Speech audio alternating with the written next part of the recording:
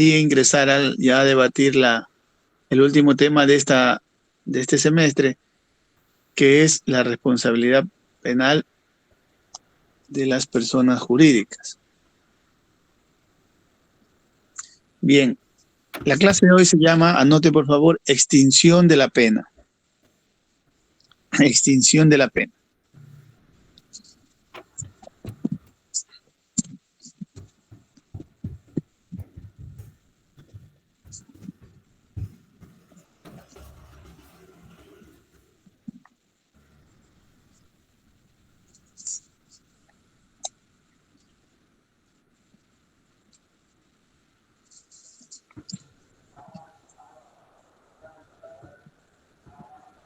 El objetivo lo tienen indicado en el respectivo, en el EVA.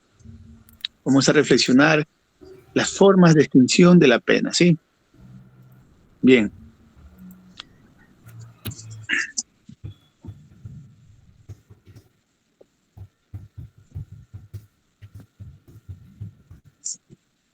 Bien. Vamos a hacer su cuadrito. 5 minutos para hacer el cuadrito en el diario de campo, por favor. Vamos a poner extinción de la pena a un costado. Al lado vamos a poner 1, 2, 3, 4, 5, 6, 7, tal como está en el artículo 72, pero esquematizado. 5 minutos para hacer este trabajo, por favor, y ahí continuamos. En el diario.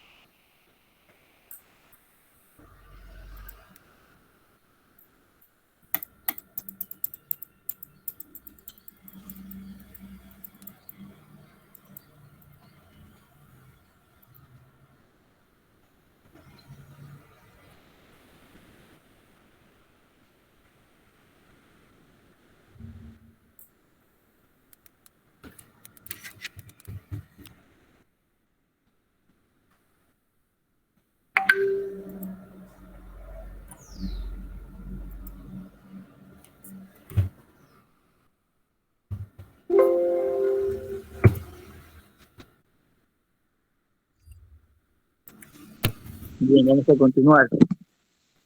Una vez que tenemos ya esquematizadas cuáles son las formas de extinción, cuando hablamos de extinción, hablamos de que ya no hay cómo perseguir a una persona para imponerle una pena, ¿no? Una condena.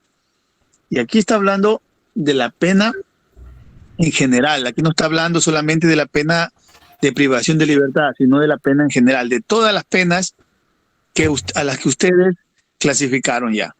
Se hicieron un gráfico, una clasificación general de las penas, y todas esas penas se extinguen por estas formas.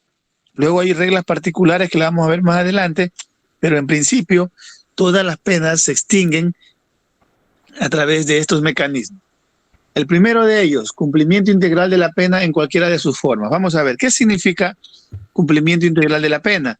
Para eso vamos a coger ya no lo que está previsto en el tipo. Mucho cuidado. La primera regla no se toma, digamos que haya un tipo penal que diga se sanciona de 5 a 8 años, digamos que diga así. Pero en sentencia, el juez la ha impuesto con agravantes, por ejemplo, con agravantes, le ha puesto 8 años más vamos a ver, un tercio, 8, digamos que le haya puesto 10 años. Sí. La sentencia, ojo, el tipo penal diga 7, 8 años. Y la sentencia se ve verificado un agravante y le haya puesto 10 años.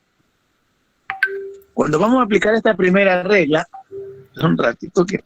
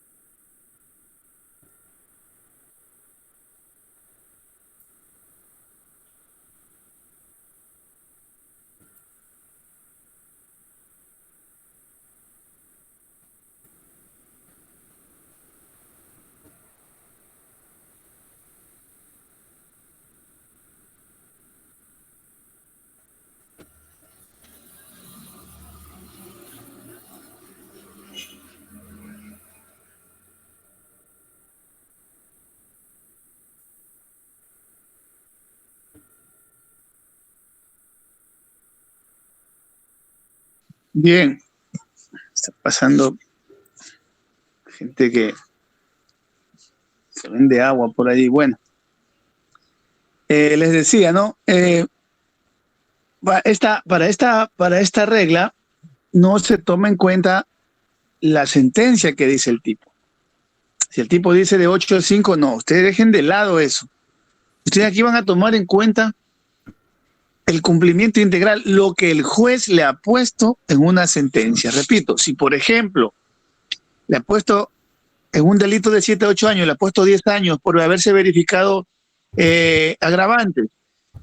Entonces, una vez que se cumpla la persona, estos 10 años, se extingue automáticamente la pena, porque ya ha cumplido, obviamente, ¿verdad? Ya ha cumplido. Pero si hay una pena de cumplimiento sucesivo, tendrá que esperarse que se cumplan los 10 años, allí se habrá extinguido solamente una parte de la pena o una pena que es la pena de prisión, pero quedará vigente la otra pena todavía que es la pena de multa, por ejemplo, o de suspensión de la licencia hasta que se cumpla. Una vez que se cumpla también toda esta otra pena, quedará totalmente extinguida la pena. La extinción pone fin a la obligatoriedad del cumplimiento de una pena. Entonces, esto quiero que tomen en cuenta, ¿no? Que aquí dice la norma es cuando se cumpla y no necesariamente, no dice del tipo, sino la que se haya impuesto en sentencia. Ahora bien, esa es una parte que quiero explicar de este artículo, de este numeral 1, que tiene 2 partes que quiero que ustedes la noten. Repito, la primera, que se extingue cuando se cumple integralmente, o sea, toda la pena que se ha dictado en sentencia. Una vez que se paga la multa, una vez que se cumple la pena de prisión, si habrá cumplido solo la prisión y no la multa, extinguirá solamente la prisión, pero la multa quedará todavía latente. Hasta que pague o... Dígame.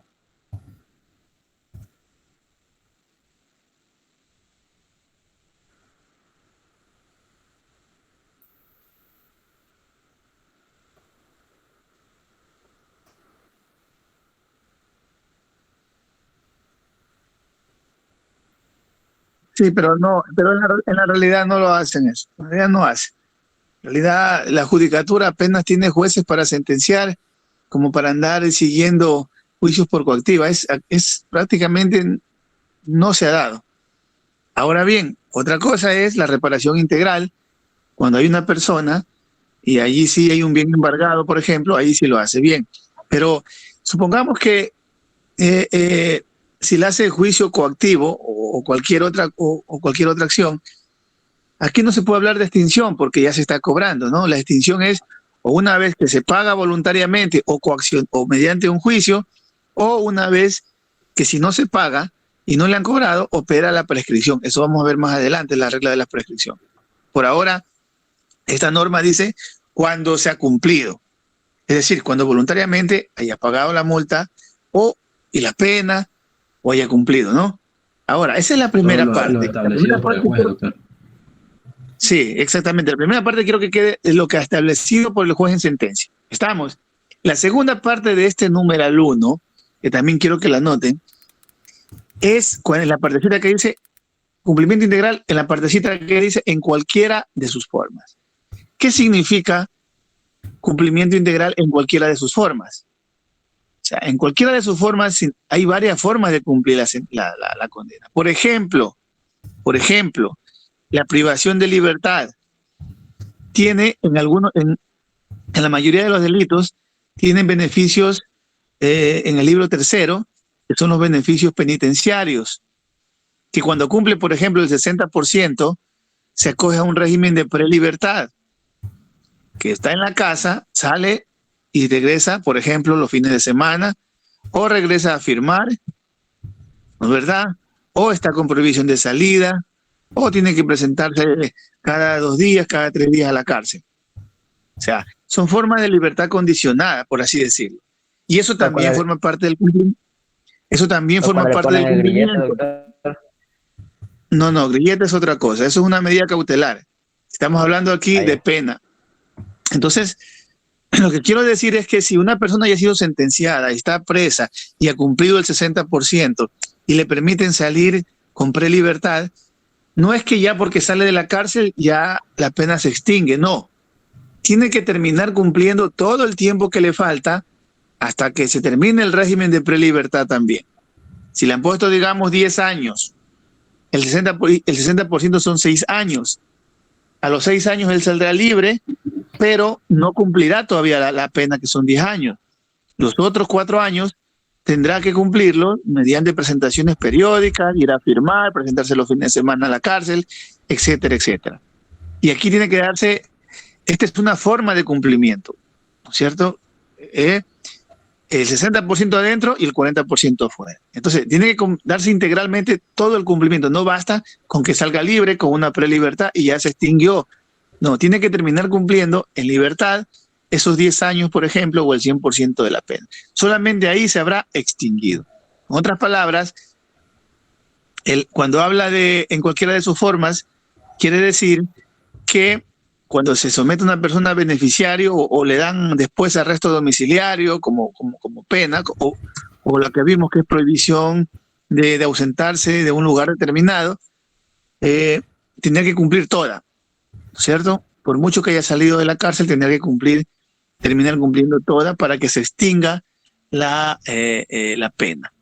Estas dos cosas quiero que la noten en este punto. Dos, repito, primero, lo que determina la sentencia del juez, en la sentencia del juez, y segundo, que tiene que darse el cumplimiento total, aunque se la cumpla de diversas formas, mitad o 60% preso y 40% fuera, en los casos de prelibertad, por ejemplo. Dos, dígame.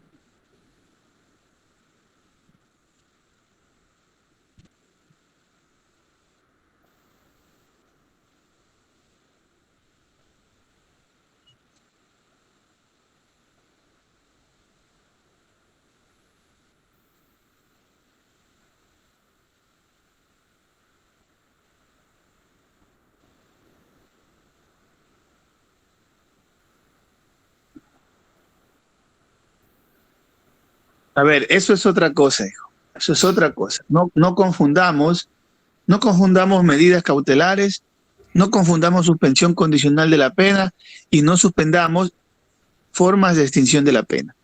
Son tres cosas totalmente diferentes, ¿sí? La suspensión condicional de la pena es una figura muy diferente, muy diferente.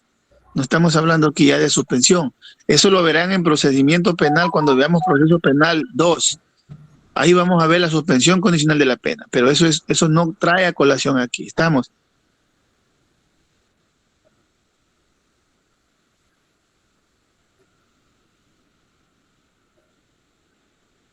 Sí, sí, pero no estamos hablando aquí de suspensión de presentación como forma de suspensión condicional de la pena. Estamos hablando aquí de una prelibertad como una forma de cumplimiento de una sentencia. Son dos cosas totalmente diferentes para no confundirnos, ¿sí? Entonces, esto es otra cosa. Eso, si es que, ahora, si es que hay una sentencia y se ha sometido a una suspensión condicional de la pena y se ha impuesto cualquier forma de cumplimiento alternativo, entonces eso quiere decir que una vez cumplida esta forma de cumplimiento alternativo impuesto en la suspensión condicional de la pena, también se extingue la pena. ¿Sí? O sea, si eso es lo que quieres mencionar, sí. Si dentro de una persona se ha sentenciado, por ejemplo, y se ha sometido a una suspensión de la pena y ha salido libre para ir a presentarse, para firmar, lo que sea, una vez que se ha cumplido la totalidad de la pena, obviamente se va a extinguir también. Entonces, eso también entra en los casos pero son dos figuras diferentes. La suspensión de la pena es una cosa y la extinción de la pena como consecuencia del cumplimiento de una sentencia es otra cosa. Pero la una puede conllevar a la otra, porque si cumples una pena que ha sido suspendida íntegramente, pues tendrás derecho a que se extinga la pena. ¿Sí? Bien, bien, gracias. Entonces, vamos a ver, en el numeral 2 nos habla de extinción del delito o de la pena, que también se extingue cuando se extingue el delito o cuando se extingue la pena por la aplicación del principio de favorabilidad. Ahí anoten eso, en el numeral 2. ¿Cuándo procede el principio de favorabilidad? Eso también ya lo estudiaremos. Sí. En el numeral 2 se extingue la pena cuando procede la aplicación del principio de favorabilidad. Y ustedes ya saben que es el principio de favorabilidad. 3. Este es lógico, ¿no? Las penas no se heredan ya. Antes se heredaban las penas. Las deudas sí se heredan. Obviamente, en la parte proporcional que le correspondía al finado. Por ejemplo, si mi padre está debiendo al banco y no ha contratado un seguro de desgravamen, que es un seguro de que cuando se mueren las personas ya no hay obligación para los herederos, si no ha contratado un seguro de desgravamen, pues los herederos van a heredar esa deuda. Pero no van a heredar más allá de los bienes que les toca heredar por el causante. Entonces, eso en materia penal, en cambio, una vez que muere una persona, no se hereda las penas, o sea, los hijos no van a ir presos, no van a tener que pagar una multa, una reparación integral, ahí termina. Ahora, si la persona ha tenido, ojo con esto, ha tenido una casa embargada con prohibición en un juicio que estaba cumpliendo una sentencia y la persona quiere ejercitar la reparación integral, obviamente, que los hijos ya no heredan la pena, sino heredan la obligación de pagar esa reparación integral como consecuencia de la comisión de un delito del causante o de su padre, por ejemplo. Pero ya ellos no irán presos y a los bienes de ellos que tengan, aparte de esa herencia, no se les va a afectar. Solamente se afectarán a los bienes del causante, del procesado que haya fallecido. Pero prisión no se hereda. Cuando procede el indulto, también se extingue la pena. Y vamos a ver la diferencia entre indulto y amnistía. Pero de una vez vamos hablando para no volver atrás. En el 73, en el 73 y en el 74 están regulados las dos clases de indulto. Al del 73 se lo llama, tenga la bondad de anotar, amnistía. Al del artículo 73 se le llama amnistía y al del 74 se lo llama propiamente indulto. Bien. ¿Cuál es la diferencia formal, digamos, para efectos penales entre uno y otro? Lo básico es determinar la clase de delitos en los que procede la amnistía y la clase de delitos en los que procede el indulto. Esa es una diferenciación. Y la otra diferenciación es por el órgano. Es decir, el órgano que concede la amnistía y el órgano que concede el indulto. Anoten esas dos diferencias. La primera, repito, por la naturaleza de los delitos y segundo, por el órgano que lo concede. Bien, veamos. En el indulto, en la amnistía, los delitos, solamente procede amnistía por delitos, dice el artículo 73, políticos. La amnistía solamente procede por delitos políticos. ¿Sí? Bien. La amnistía. Sí, la amnistía solamente procede por delitos políticos. Y el indulto procede por cuestiones humanitarias, por motivos humanitarios. ¿Estamos? Bien. Sin embargo, en la amnistía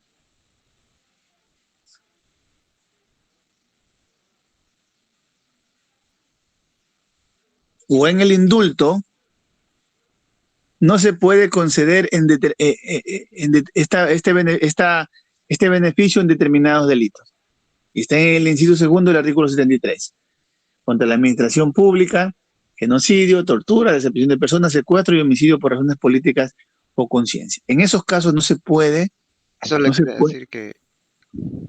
Sí. Por ejemplo, ya cuando pasó todo esto de la presidencia así, querían ver el partido de la UNES, el indulto del expresidente Correa, pero como justo estaba viendo también un abogado que hablaba de esto mismo, que era imposible por este artículo, ¿no? Que del indulto ya era porque tenían un juicio contra la administración pública mismo, entonces procede por esto, ¿no? Claro. Que no claro. le podían dar el indulto o la amnistía. Así es. O sea, esta regla es para el indulto o para la amnistía. Solamente los delitos políticos. ¿Qué son los delitos políticos, por ejemplo? Pero aquí yo creo, aquí es muy debatible. Yo creo que aquí esta segunda regla nos lleva a dos extremos.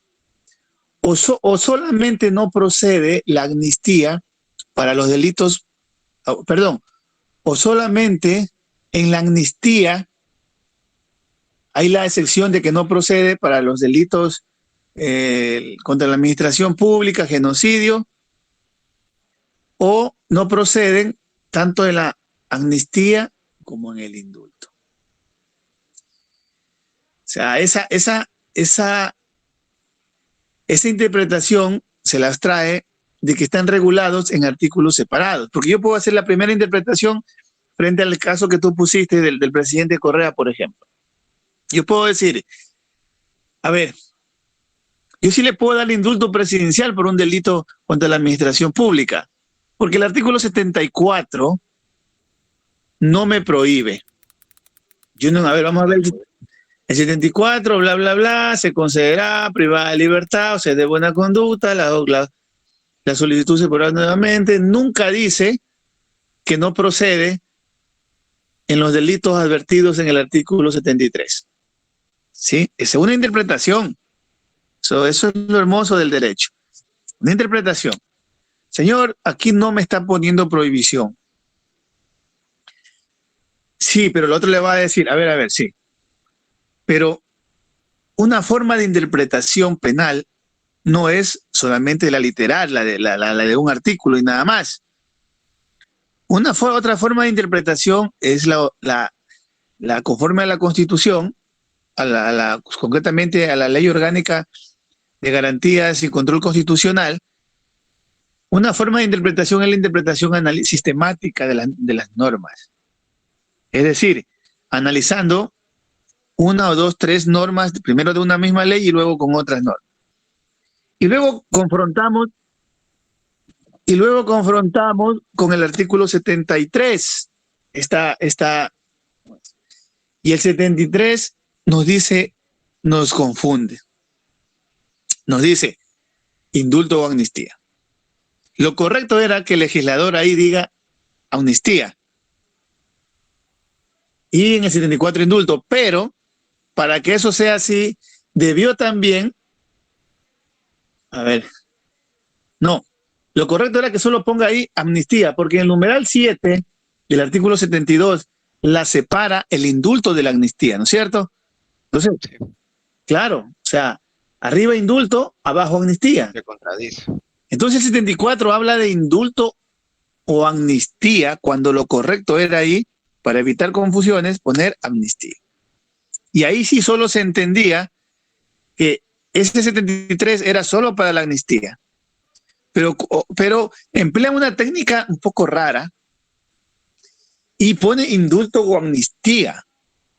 Y ahí, cuando me pone indulto o amnistía, lo que está regulado ahí, lo de entender, tanto para el indulto, cuanto para la amnistía. Y esa es otra interpretación. Y entonces ahí me opongo a la tesis del presidente y le digo, usted no puede dar indultos por delitos contra la administración pública, porque el artículo 73 me está hablando de manera general, tanto para el indulto como para la amnistía, esa excepción. Lo más correcto hubiese sido que si esa era la finalidad de negar en el indulto estas clases de delitos, lo más lógico hubiese sido sacar ese segundo inciso del 73 y ponerlo al final del 74 o en un inciso, en un artículo separado. Claro. Claro. O sea, eso hubiese sido lo mejor.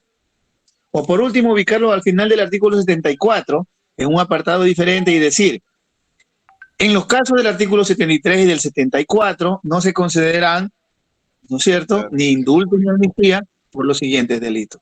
Eso era, yo creo que eso era. Ahora, yo no pienso que el legislador no haya tenido la suficiente claridad para dilucidar esto que estamos diciendo nosotros. Entonces, otorgándole el beneficio de la duda o el beneficio del conocimiento al legislador, yo voy a hacer una interpretación desde esa perspectiva. No, si el legislador hubiese querido hacerlo así, lo hubiese hecho. Era lo más fácil. Yo pienso, doctor, que es por quitarle el presidencialismo, o sea, quitarle un poco de fuerza al presidente en cuanto a los indultos. Porque como usted dijo, a lo mejor se hubiera puesto que solo el presidente decida en los indultos y puede ser que no haya tenido un control. Y como que en el artículo 73 pone también a la Asamblea como otro órgano capaz de dar amnistía, ¿no? Y entonces por eso creo que yo pone los dos en un mismo artículo como para que haya un poco de control respecto de ese órgano que va a ser la Asamblea también. Yo creo que hubieran puesto las prohibiciones en un artículo diferente, tanto para el indulto y la claro, pero hubiesen puesto un artículo diferente entonces. Claro, pero como usted dice, tratando de nosotros debatirlo aquí, no creamos que la Asamblea no lo haya hecho.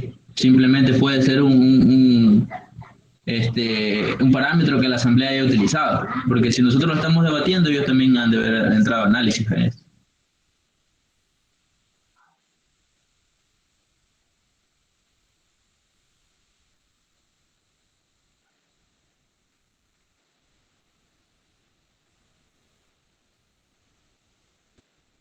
No.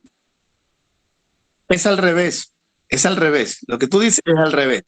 Está dando una sola regla, que es al indulto presidencial. No está dando regla de la amnistía. En el 73 lo que está mezclando a los dos y regulando para los dos. Entonces, también he visto, doctor, diferencias entre la amnistía y lo que es, ¿cómo se llama el otro? Amnistía y indulto, que la amnistía no queda antecedentes. O sea, ya es como que se borra que haya tenido Sí, también el sí, indulto mire, sí queda. escucha, sí, lo que usted dice está bien, pero eso ya es cuestiones ya de, por decirle, cuestiones formales de requisitos. Aquí estamos debatiendo, aquí estamos tratando de entender por qué en el artículo 73 se estableció esto que puede generar en la práctica debate o confusión. Entonces, o nos quedamos que el presidente solamente puede dar indulto por motivos humanitarios en cualquier delito, menos en los que están en el segundo inciso del artículo 73, o nos quedamos que el presidente puede dar indulto en todos los delitos, porque en el artículo 74 no está regulada ninguna prohibición. Ese es el debate. Ahora, haciendo el análisis que dijo el compañero anterior, de que precisamente quizás la intención del legislador, aunque no lo haya puesto en un artículo diferente, sea que el 73 solamente es una advertencia general, tanto para el indulto como para la amnistía.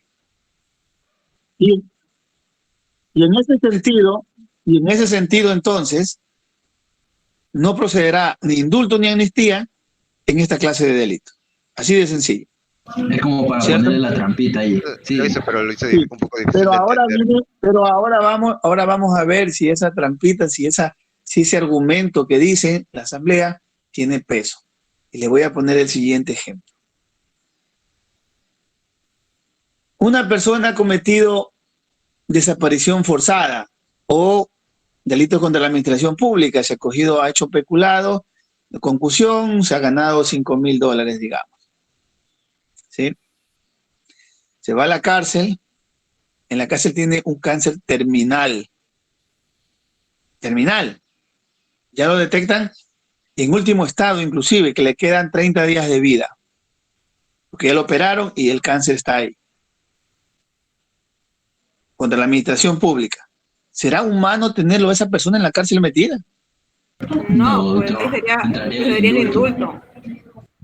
Entonces, pero si no procede el indulto en delitos contra la administración pública, esa persona no va a poder salir. Claro, porque hay nombra de desaparición forzada. Dicen que puede presentar una solicitud en el artículo 74, una solicitud dirigida al presidente. A ver, sí, o sea, estamos claros, ya la solicitud la hace todo, pero el juez le va a decir no, si hacemos la interpretación de que no proceden en delito contra la administración pública, si hacemos esa interpretación, ¿no es cierto? Entonces quiere decir que el presidente no le podría dar indulto. Entonces, ¿a qué conclusión llegamos con este argumento que les puse? Me aferro al Depende de la artículo interpretación 74, que dé doctor. el juez prácticamente. No, a que el presidente, por razones humanitarias, puede dar indulto en cualquier clase de delitos. Así de sencillo. Y que la Asamblea, escúcheme un rato, escúcheme un rato, por favor, escúcheme un rato para que no se vaya la idea. Y que la Asamblea puede dar amnistía por cualquier delitos, menos por estos que están nombrando. Pero,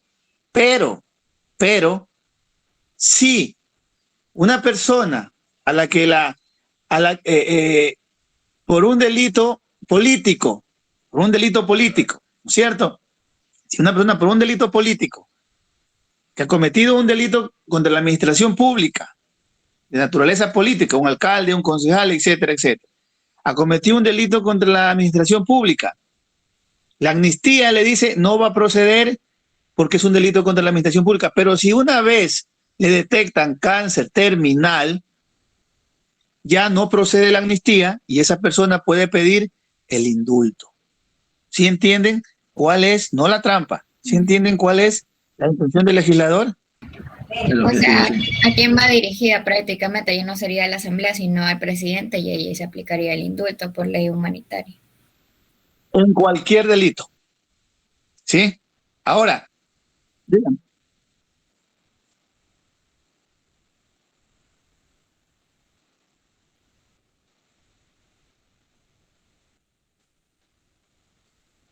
En la sabatina.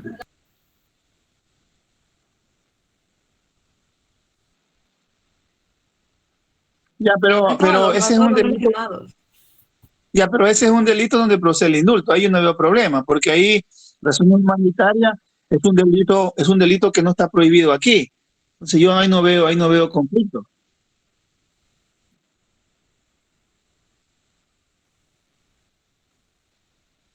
Específico.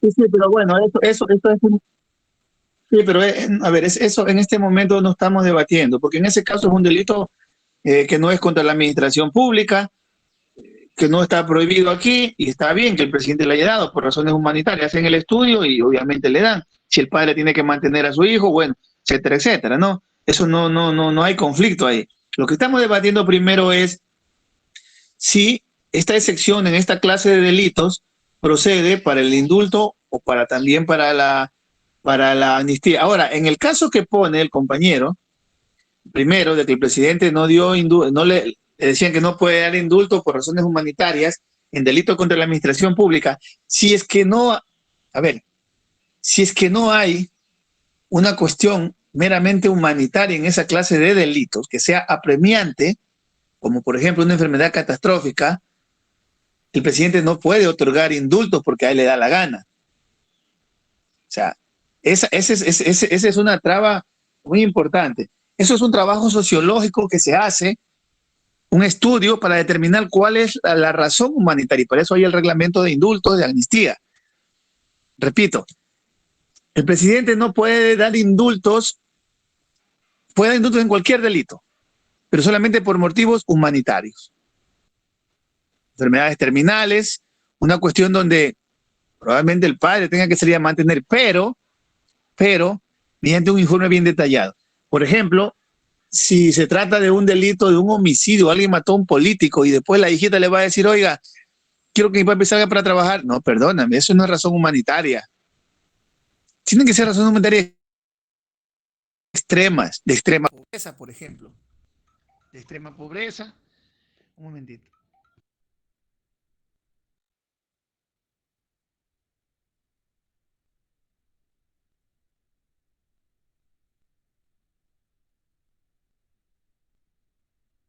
Se fue.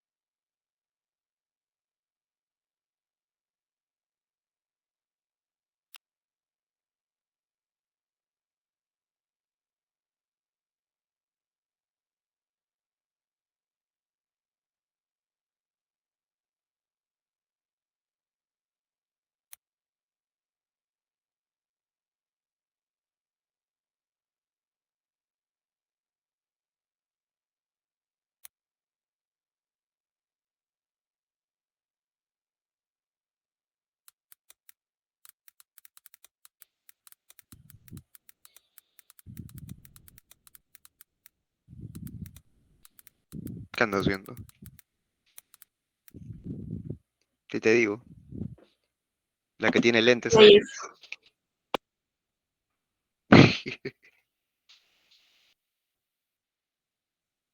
El discurso mío, pero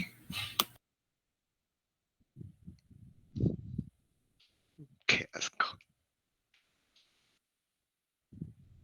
Decía entonces que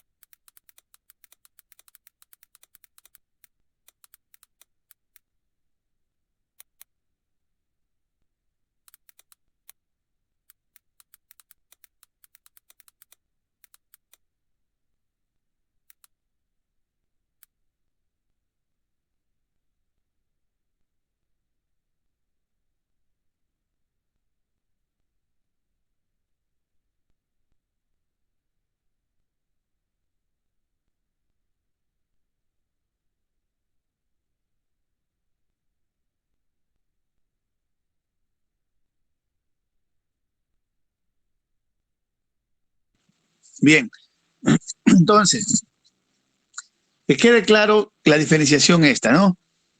El indulto procede por razones humanitarias y la amnistía por delitos políticos, no por delitos comunes. El indulto procede en cualquier clase de delitos sin tomar en cuenta la excepción del artículo 73, que solo es para la amnistía.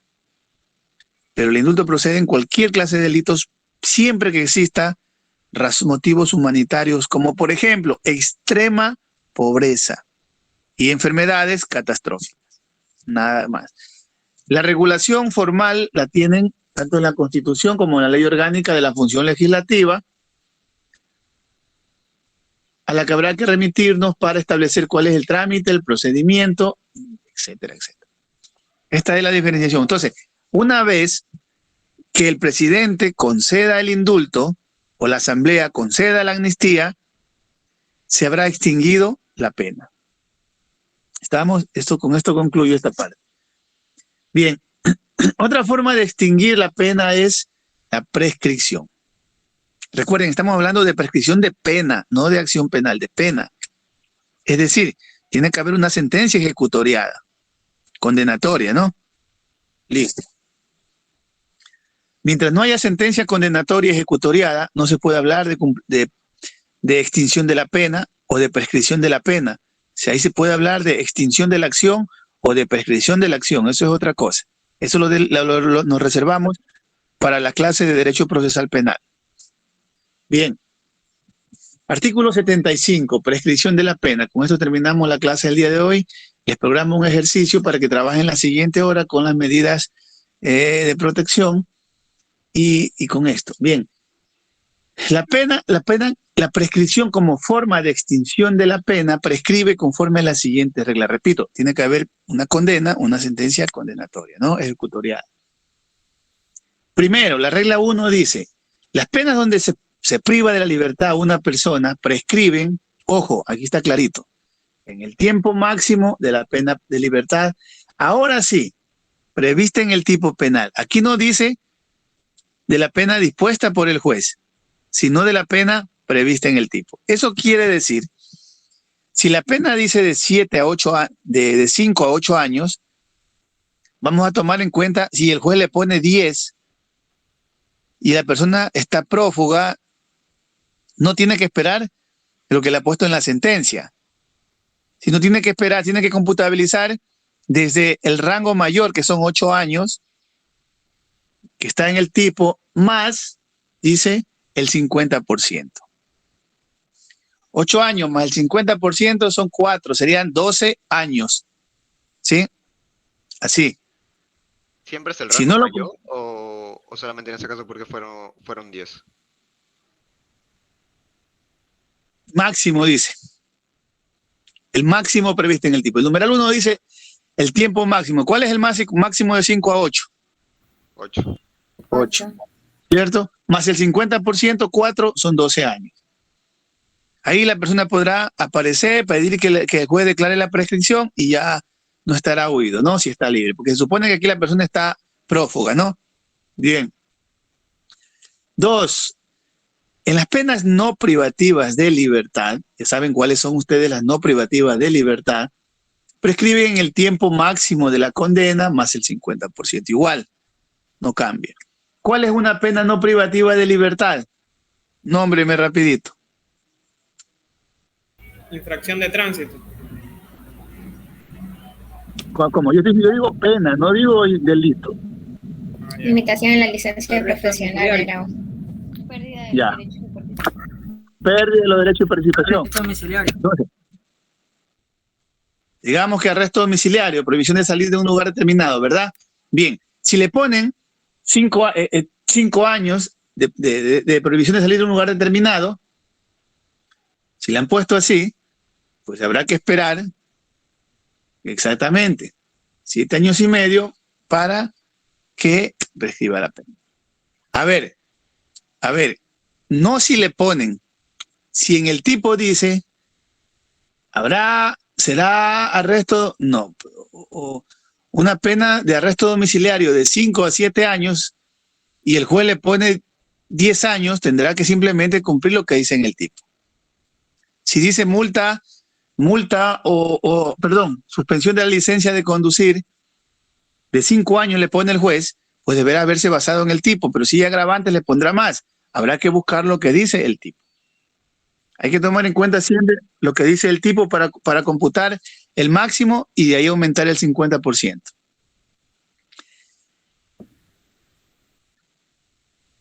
No se toma en cuenta.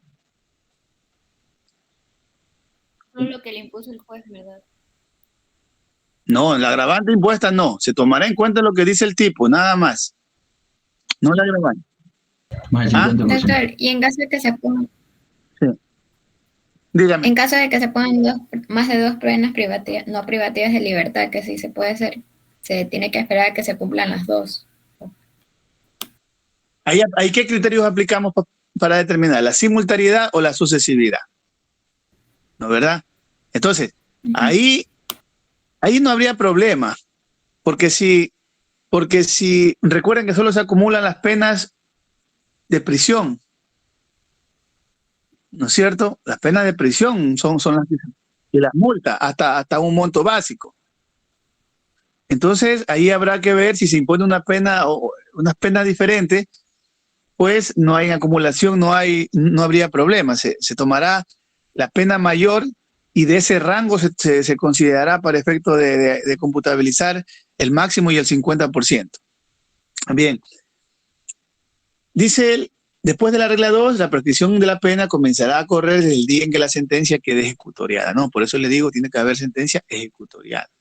Y de ahí computabilizamos el máximo más el 50%. 3. Para el caso de las penas, ya no privativas, ni no privativas de libertad, sino restrictivas de los derechos de propiedad, también estas prescriben en el mismo plazo de las penas restrictivas de libertad o de las penas no privativas de libertad cuando se impongan en conjunto con estas. Vamos aquí primero a hacer una explicación. Las penas restrictivas de los derechos de propiedad, no sé si ya ustedes pudieron ubicar en la pregunta que, bueno, ya de paso vamos a responder esta pregunta que había quedado planteada, la accesoriedad o la principalidad de las penas. Esta norma nos hace ver que las penas restrictivas de los derechos de propiedad son penas accesorias. ¿Estamos? ¿Y por qué son penas accesorias? Porque las hace depender de las penas privativas y de las penas no privativas de libertad. ¿Sí ven? Por eso dice, las penas restrictivas de derecho de propiedad prescribirán en el mismo plazo que las penas restrictivas de libertad o las penas no privativas de libertad, cuando se las impongan en conjunto con ellas. Ahí ostentan el carácter de accesorias. Si ponen prisión más multa, la multa como pena no privativa, como pena restrictiva de los derechos de propiedad es accesoria siempre a la prisión. Tiene dependencia.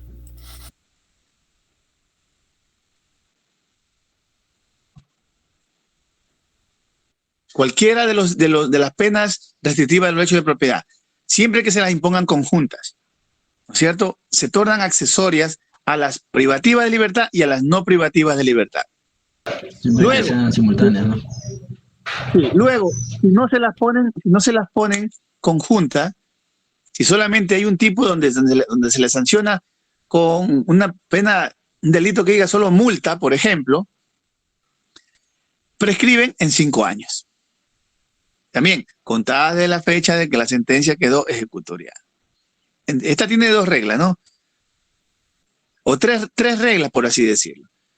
Cuando una pena restrictiva del derecho de propiedad se impone con una pena privativa de libertad, va a prescribir en el mismo plazo que las penas privativas de libertad. Por ejemplo, si en la priva de libertad hay una sentencia el tipo dice de 5 a 8, más el 50% de 8 serán 12 años. Esta pena de multa prescribirá también, ¿en qué tiempo? En los 12 años. Así es. Si no se impone con la prisión, si se impone con una pena no privativa de libertad, como la prohibición de ausentarse de un lugar determinado, más la multa, y esa prohibición contiene un rango de 3 a 5 años, 5 más el 50%, 7,50, 7,5, esta pena no privativa de libertad prescribirá también en 7 años. ¿Sí? Esas es las dos reglas. La tercera regla, cuando no se impongan en conjunto, si no hay un tipo que solamente diga, en este caso solamente se impondrá pena de multa. En este caso prescribirá en 5 años. ¿Sí? Cualquiera de las penas no privativas de libertad, perdón, restrictivas de los derechos de propiedad, que se interpongan o que se impongan solita, sin las anteriores, pues prescribirá en 5 años. La prescripción tiene que ser declarada, eso quiere decir que hay que pedirle al juez para que el juez, mediante una resolución, haga el cómputo del tiempo y declare la prescripción. Y aquí tiene una llamada, una reforma que hubo de la Constitución mediante consulta popular, que tiene que ver, anoten ahí, la imprescriptibilidad de las penas. Ahí están los delitos en los cuales, si una persona cometa un delito y sea sentenciada y esté ausente, no van a prescribir nunca. Obviamente, prescribirán con la muerte, ¿no? Con la muerte. O con el cumplimiento.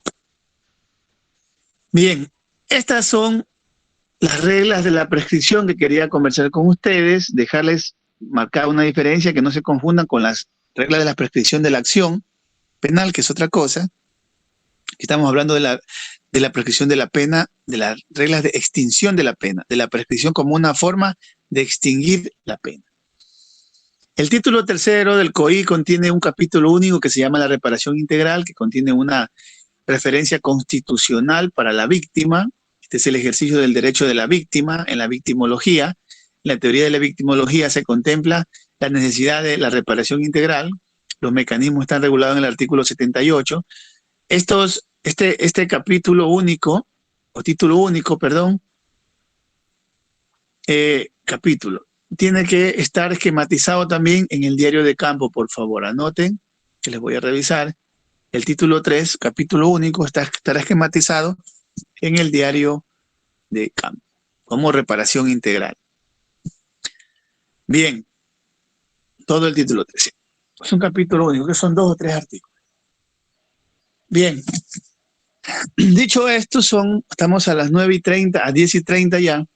En la siguiente hora vamos a hacer un ejercicio muy puntual.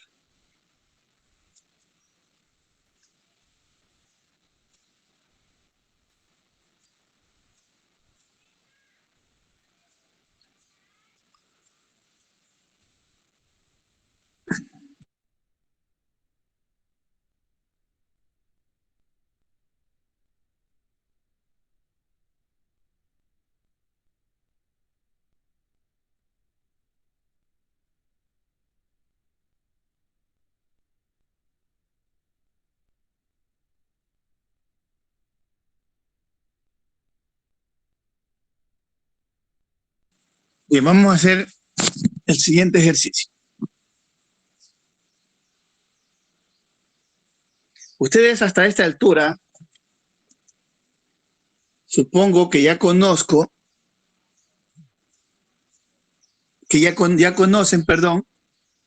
toda hasta la teoría de la pena. Vamos a hacer articuladamente. Vamos a coger las reglas de los concursos, sobre todo del concurso real. Vamos a idearnos una persona que cometa 5 delitos. Vamos a aplicar la regla de la acumulación. Ustedes cojan cualquiera de los 5 delitos que está en el COI. No quiero que los mismos delitos se repitan con todos ustedes. Un delito cada uno, porque esto vamos a trabajar en el diario de campo y va a ser como calificación de un ejercicio práctico que vamos a realizar. Cojan 5 delitos independientes, autónomos, y apliquen la regla del concurso. ¿Cuántos años le tocaría de prisión? ¿Cómo se acumula la multa? ¿Cuáles son las otras penas que contemplan los tipos que ustedes seleccionen? Y luego que hagan eso, asuman que esa persona ha sido sentenciada, como estaba con medidas, está prófuga. Y pongan una fecha desde que la sentencia quede ejecutoriada y trabajen la prescripción de todas esas 5 penas que ustedes acumularon en el concurso. Vuelvo a repetir. Tomen el concurso, las reglas del concurso real, artículo 20. Búsquense 5 delitos, coloquen los delitos del rango de las penas, con las penas si tiene multa, y si no tiene multa, pues sabrán que todos los delitos de prisión van con multa. Saquen el porcentaje de la multa inclusive. Sí, pongan la regla de la acumulación de las multas también, hasta cuándo se acumulan, y luego asuman que esa persona está prófuga con sentencia ejecutoriada, pongan una fecha X para que comiencen a computabilizar el tiempo, apliquen las normas de la acumulación y resuelvan la prescripción de la pena. ¿En qué tiempo prescriben todas las penas de esos 5 delitos? Repito, los que ustedes escojan. Es la prescripción de cada uno de los delitos, pero ustedes tienen que aplicar las reglas de la acumulación, a ver cómo si se acumulan, si es 1 por 1, si el mayor absorbe al menor, eso ya lo hablamos en clase. Entonces tomen esas reglas, les doy dando yo la base legal. Artículo 20, concursos, creo que es el 55, que habla de acumulación,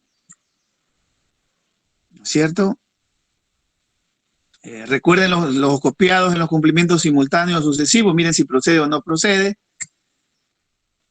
Tomen los delitos, copien los artículos de los delitos con las penas que tienen los delitos, luego pongan una fecha desde que una sentencia quedó ejecutoriada por el último delito de esos, porque recuerden que son varios delitos, y a partir de ahí calculen la fecha de la prescripción de la pena de esa acumulación de delitos. En la clase de hoy vamos a ubicar las normas, todas esas normas que le di, a transcribirlas, y luego, y en los apuntes vamos a buscar los cumplimientos, y planteamos el tiempo de prescripción, de la ejecutoría de la sentencia, del último delito, y hasta ahí vamos a hacer. Solamente vamos a ubicar las normas, nada más. Y luego en casa trabajan el ejercicio práctico. ¿Tienen alguna duda? Bien, les dejo la restante hora para que ubiquen toda esa normativa pertinente. Que tengan buen día. Gracias, doctor. Gracias, doctor. Gracias, doctor.